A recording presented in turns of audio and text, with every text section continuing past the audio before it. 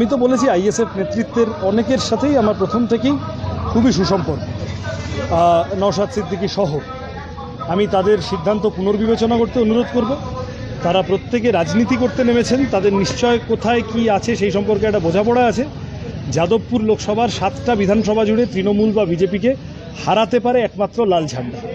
ফলত ভাঙড়েও যদি অন্য কিছু হয়, ভোট ভাগাভাগি হয়, তৃণমূল একটু বাড়তি সুবিধা পেয়ে যায়, বিজেপির কোনো চান্স নেই। তৃণমূলের যদি সুবিধা হয়ে যায়, সেটা ভাঙড়ের আইএসএফ কর্মীদের পক্ষেও ভালো হবে না, মানুষের পক্ষেও ভালো হবে না। তাদের সিদ্ধান্ত পুনর্বিবেচনা করতে আহ্বান জানাবো। আর আমাদের পার্টি, আমরা আমাদের মতো মানুষের কাছে যাচ্ছি।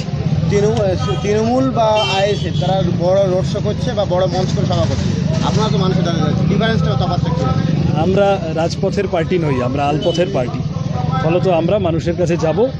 আর দেখো, জাঁক জমক জোর করে 100 দিনের কাজের মানুষ নিয়ে আসা, সরকারি প্রকল্প পাওয়া মানুষকে নিয়ে আসা, টোটো চালান, ছোট ব্যবসা আছে, রিক্সা চালান, অটো চালান, তাদের কাজ বন্ধ করে নিয়ে আসা, এই করে ভিড় টিড় হয়ে যেতে পারে।